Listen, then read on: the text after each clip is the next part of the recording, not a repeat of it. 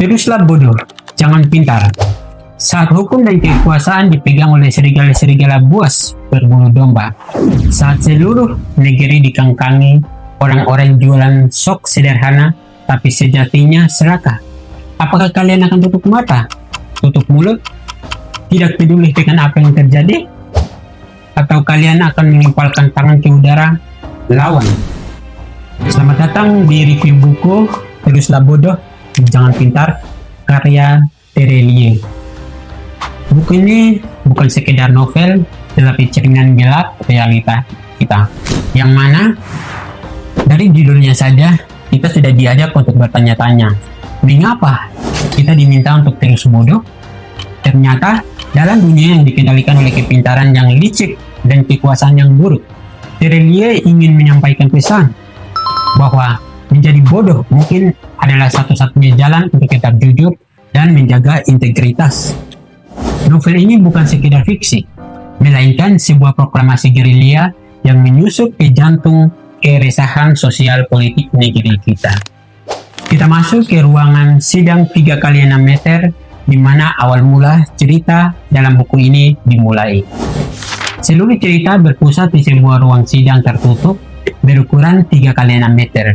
Di sini, dua kepentingan besar beradu, sekelompok aktivis lingkungan melawan raksasa korporasi PT Semesta Minerals dan Mining. Persidangan selama 16 hari ini menjadi saksi bagaimana kebenaran diadu dengan retorika licik. Hotma Cornelius, sang advokat iblis, hadir dengan kelincahan lidahnya untuk mengubur fakta kerusakan lingkungan di balik dalih pembangunan dan kemakmuran.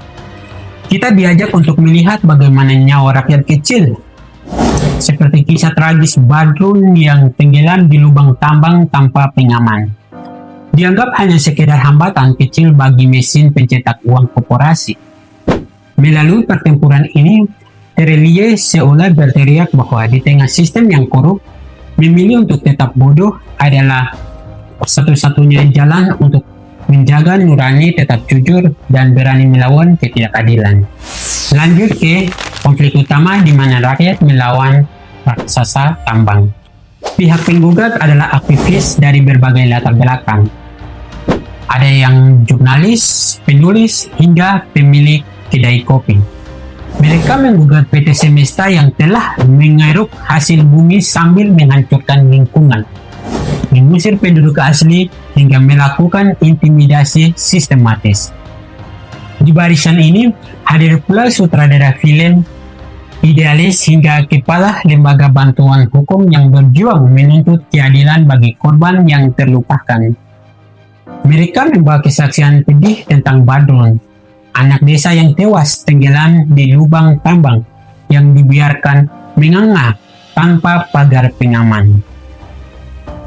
Gugatan ini bukan sekedar melawan korporasi, melainkan melawan gurita oligarki yang melibatkan pejabat tinggi dan oknum militer demi mengamankan operasional ilegal mereka.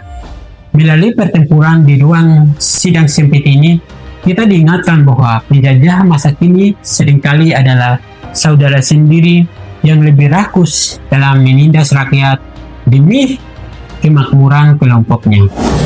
Kita mundur, kilas balik tahun 1990, tragedi Badrun. Kamis 16 Agustus tahun 1990, luka yang tak sembuh. Melalui kesaksian Ahmad, kita dibawa ke masa lalu. 30 tahun yang lalu, di lubang bekas tambangan itu, Ibaratkan terbuka tanpa pagar pengaman, ini adalah awal dari riwayat buruk perusahaan yang coba ditutupi selama puluhan tahun. Namun di ruang sidang tersebut, Ahmad justru harus menelan pil pahit saat menyaksikan temannya sendiri memberikan kesaksian palsu karena telah dibeli oleh pihak korporasi. Bahkan berbalik menuduh Ahmad sebagai penyebab tenggelamnya Badrun. Upaya pembungkaman kebenaran ini pun mencapai titik yang sangat keji, di mana seorang jurnalis perempuan yang berani melakukan investigasi mendalam atas kematian Badrun harus mengalami teror serangan air keras yang merusak wajahnya. Melalui kisah Ahmad, Terelie memperlihatkan betapa sistematisnya cara pengusaha modal dalam memanipulasi hukum dan menghancurkan hidup siapapun yang mencoba mengusik kenyamanan mereka. Ada sesosok antagonis, yaitu Hotma Cornelius, sang advokat iblis dan retorika pembenaran. Lawan para aktivis adalah Hotma Cornelius, pengacara spesialis pembela kejahatan kelas atas.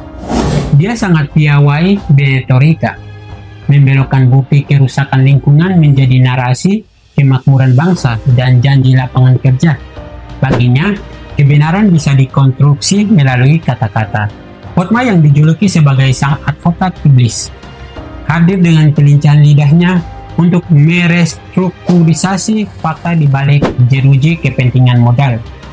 Ia memiliki rekam jejak panjang dalam menangani kasus-kasus berat, mulai dari korupsi hingga skandal pembunuhan. Dan kini ia menggunakan seluruh keahlian manipulasinya untuk membelah PT Semesta Minerals dan Mining. Segala bukti kerusakan lingkungan dan penderitaan saksi dipatahkannya dengan argumen tentang pajak masif bagi negara serta janji kemajuan kawasan tambang bagi orang banyak. Melalui sosok Hotma, Terelie memperlihatkan bagaimana hukum seringkali bukan lagi soal mencari kebenaran hakiki, melainkan soal siapa yang lebih mahir membangun narasi pembenaran untuk menutupi keserakahan yang nyata. Kita lanjut ke kejahatan lingkungan dan intimidasi, yang mana eksploitasi alam yang menghancurkan hidup. PT Semesta tidak hanya mengambil nikel dan mineral, mereka mengambil masa depan. Hutan dibabat, gunung purba dihancurkan, dan masyarakat yang protes justru dikriminalisasi. Terelie menggambarkan bagaimana modal bisa menginjak-injak hak asasi manusia demi angka keuntungan.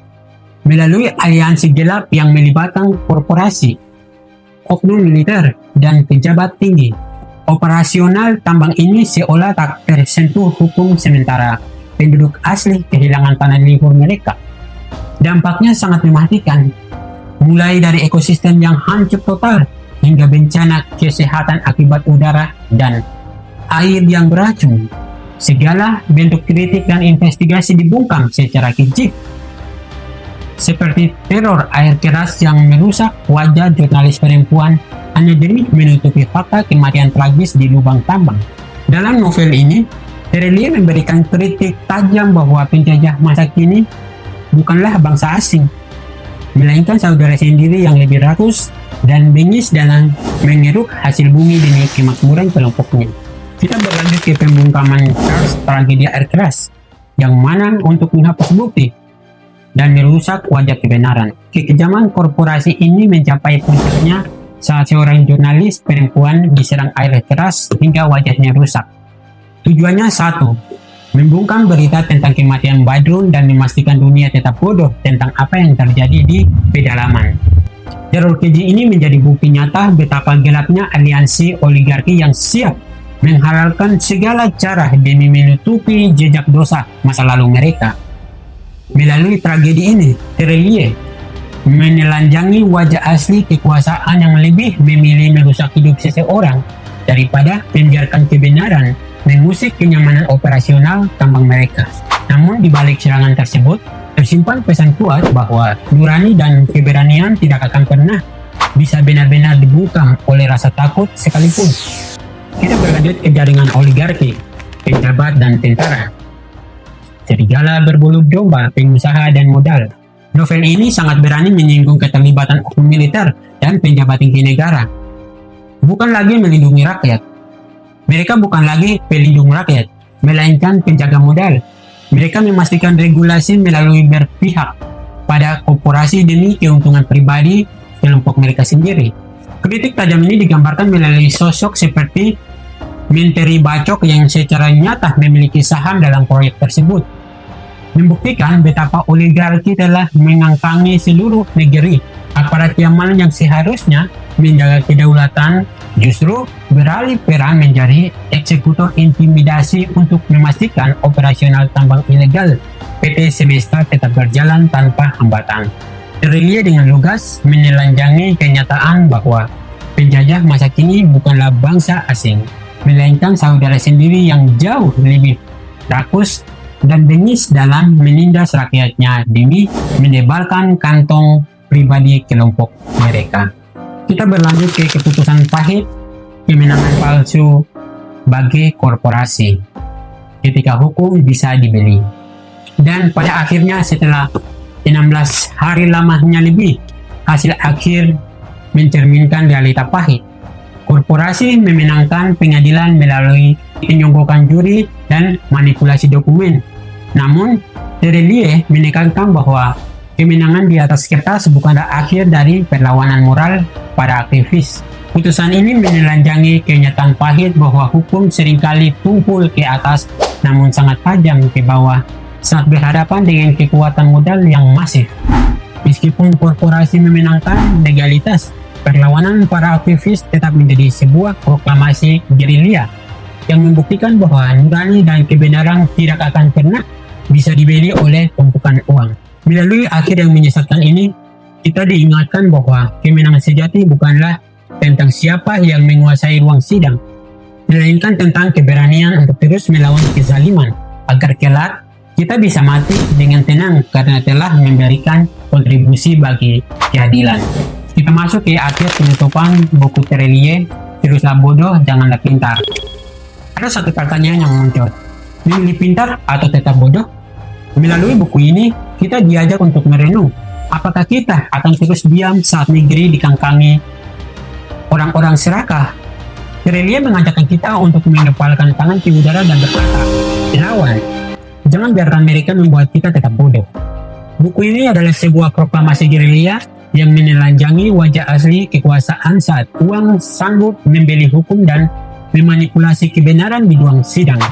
Terelie mengingatkan bahwa penjajah masa kini bukanlah bangsa asing, melainkan saudara sendiri yang lebih rakus merusak masa depan demi kemakmuran kelompoknya. Di dunia yang dikendalikan oleh kepintaran yang licik, memilih untuk tetap bodoh adalah cara terbaik untuk menjaga nurani agar tetap jujur dan berani. Mari kita jadikan kisah ini sebagai pengingat untuk tidak lagi menutup mata, karena kemenangan sejati terletak pada keberanian kita untuk terus berdiri tegak melawan kezaliman.